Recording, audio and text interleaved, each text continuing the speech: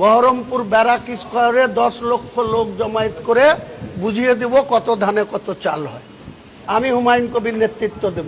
আমি কি খাবো, আমি কোন রঙের জামা পরব, আমি কোথায় বাড়ি করব, আমি কোথায় বসবাস করব, সেটা তো বিজেপি ঠিক করে দিতে পারে না। রাজ্যের মুখ্যমন্ত্রী জিতেছে 2টো সিটে, একটাতে 9,000, একটাতে 15,000। আমি 2টো সিটে জিতেছি, একটা 29,000 আর একটা 81,000। আমাদের গুরুত্ব দেবে না? এটা কি মগের মুলুক নাকি, যেখানে যা খুশি তাই করবে আর আমরা তা মুখ বুঝে সহ্য করে নেব? আমাদের জেহাদের জীবন, লড়াইয়ের জীবন, আমরা লড়াই করে সংগ্রাম করে বেঁচে আছি, বেঁচে থাকব।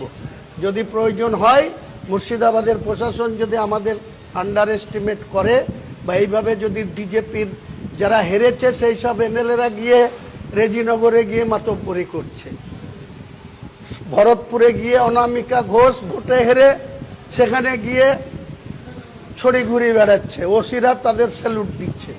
তৃণমূল কি গভর্নমেন্টে ছিল না? তৃণমূল এইটা করতে গিয়ে আজকে তৃণমূল শাসক থেকে বিরোধীতে গিয়েছে।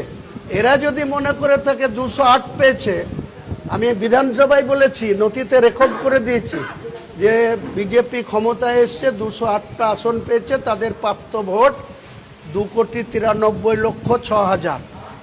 তৃণমূল মাত্র 80টা সিট পেয়েছে, তাদের প্রাপ্ত ভোট 2,60,61,000।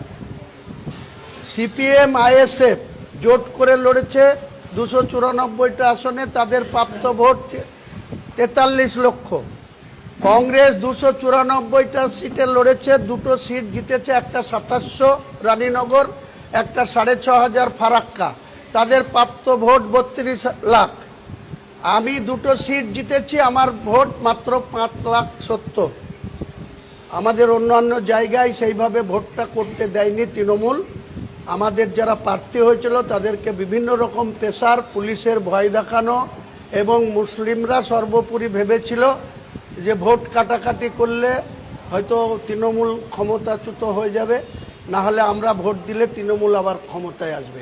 তৃণমূল এই যে 2,61,00,000 ভোট পেয়েছে, তার মধ্যে 1,60,00,000 মুসলমানদের ভোট।